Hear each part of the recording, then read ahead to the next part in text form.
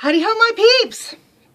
And it's a beautiful Wednesday morning. I'm home today. Grant's off at his dad's doing work around the house. They're getting ready to sell it, as a lot of you guys know. And so I decided to stay home today because I wanted to film some videos and I want to finish cleaning my kitchen. I've got a kitchen refrigerator video coming up I'm going to share with you. But before I do anything else, I wanted to show you some wonderful Coyote Mail that I got, and also a really beautiful gift I got from my sister. So here we go.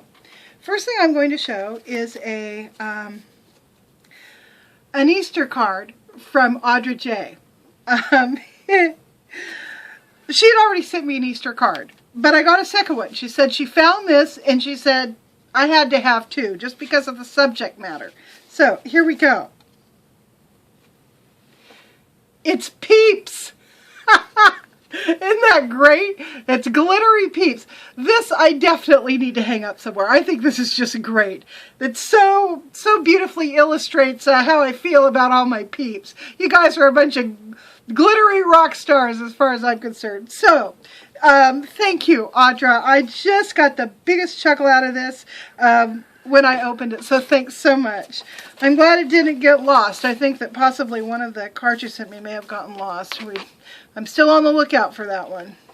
And then this, the contents of this envelope was sent to me by my good friend Nancy Edwards, who lives not too far away from me up here in the hills. And I thought this was just the sweetest thing to send. Let me show you. Let me show you. She sent me a mermaid coloring book. This is my first adult coloring book that I've had for myself, and it's got all sorts of mermaids on the inside you can color, and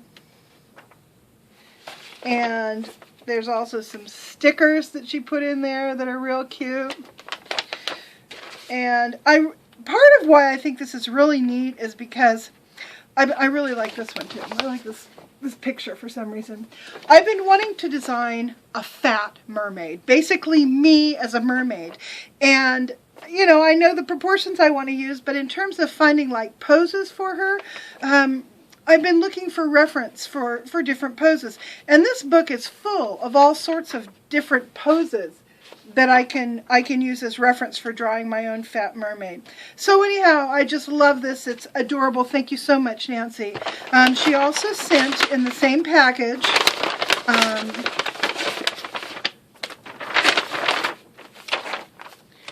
markers so that I can color my mermaids, and a beautiful, absolutely beautiful postcard with a tea service that has violets on it. Violets are one of my very favorite floral motifs for china, or, you know, stuff that I would hang in my house. I love violets, and I love the smell of violets as well. So that is especially lovely. And there are also a couple of cards in here, and then this, which I'm not sure what it is yet, so I'm going to open it. I didn't open everything. I wanted to wait to be on camera. So it is, oh neat, it is a little magical mermaid charm. Look at her. Now I actually have, this is the second one of these that I've got. I have one that I normally hang on a necklace that I wear. This one is going to go on one of my mermaid bracelets that I wear. Thank you! Now I have a matching set! Yay! And it says, "The Magical Mermaid Charm. As you carry this little mermaid, she's a reminder for you to know that you will have strength and courage wherever you go. With her magical spirit so strong and true, keep this little mermaid close by, and she will grant wishes to you." Oh, I love it. Thank you. And then there are a couple of cards, which I also have not opened, so I'm going to go ahead and open them right now. Oh, one's a pretty little Easter card. That's pretty. May the Lord's love fill you this special day, and his Easter blessings come your way. Wishing you and grant a blessed Easter. Love, Nancy. Oh, that's very, very sweet. Gosh, I love this time of year. I really do. I don't like it when it gets hot, but man, springtime I love.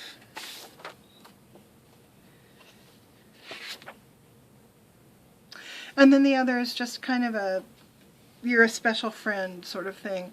It says certain people are a joy to know. And you know what? That, pretty much sums up what's happening with me on YouTube. I mean, I am meeting some people who bring just incredible joy to my life. People all, will talk on the phone at night or send text messages or they'll leave beautiful comments. We're just getting to know one another. And it's made this whole past 3 years now, it's made it so much easier to endure. So, thank you, all you certain people who are a joy to know. I appreciate you more than I can say. I want to show you my gift. This came from my sister. She was at a conference or something. She teaches online education techniques to teachers through Fresno State University. And she was off at a conference and she called me and she says, Cheryl, she says, take a look at this picture that I just texted you. Is this the same china as Mom and Dad gave you, years ago? And as it turned out, it was, and I want to show you what that china is.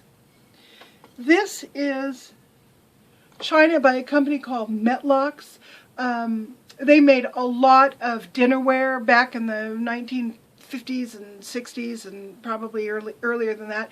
It's a California pottery company, and the name of this line is called Poppy Trail. Now, there are a lot of different motifs in Poppy Trail. Some of them have a big chicken. There are different styles. But my parents bought the style that had the, it's got kind of the husband and the wife working on their farm. You've got the man there in his colonial, wheat field plowing. And then here you've got the wife. She's bringing butter home. And so she found 4 of the dinner plates, 3 of the little dessert or salad plates, and then she found 1 of these big, like serving bowl things. Now, when my parents were first married, when they were first married, they were immediately split up because Dad went to Germany. He was a Korea era veteran, and Korea had just ended, but our military presence was still very, very strong in the rest of the world. So he went into the army and he went over to Germany. So that's where he was for his hitch. Well, they had just married. I don't know how soon it was between the time they married and the time he left, but it was very soon, probably within weeks. So off he went to Germany, and my mom continued to go to school. She went to Fresno State along with her mom. They went to school together. They got an apartment here in Fresno and in the Tower District, which I've talked about in other videos, and they went to school together. So she was completing her her education to be a teacher. So my dad moves home and they built their first house, which they turned around and sold within a year because they found out that they were pregnant with me. And it was a 2-story house, and my mother was scared to death of the idea of dragging a baby up and down stairs. I don't know, it was just a thing she had. So she didn't want to live in that 2-story house. So they sold it and they built the house that I was born into and lived in until I was 10. Anyway, they built it, it wasn't existing housing. They actually built it, designed it, and so forth. And they furnished it with lots of lovely things. But one of the things they picked out to furnish their home with was this dinnerware. And it's got kind of like an oatmeal-y finish. Well, even the tiles in their kitchen had this same kind of oatmeal-y color. It was really pretty together. It all worked real well. And their house was It was white board and batten siding with the same color of green stucco and then red brick. So even their house kind of matched this dinnerware. And we used it and used it and used it and used it until we moved to the house that my parents owned until last year, you know, when we sold the family home. And my mom bought different dinnerware and all this stuff got put away. They didn't use it anymore. Well, about 6 years ago, for Christmas, my mother gave me what was left of the set of dinnerware, and they had quite a bit left. She'd also, from time to time, would purchase something to go with it. Like recently, I guess it was probably 2 years ago, she found the canisters that go with this. So the canisters are the ceramic. They have the rooster instead of this design, and then they have wooden tops. I mean, super cool stuff. So I have had that put away for a long, long time. I've been using obviously other things, but I think that maybe next year I may switch out my china. I might put away all my mismatched beautiful stuff, and I might bring this stuff out and, you know, and use this for a couple of years. I really, really like it.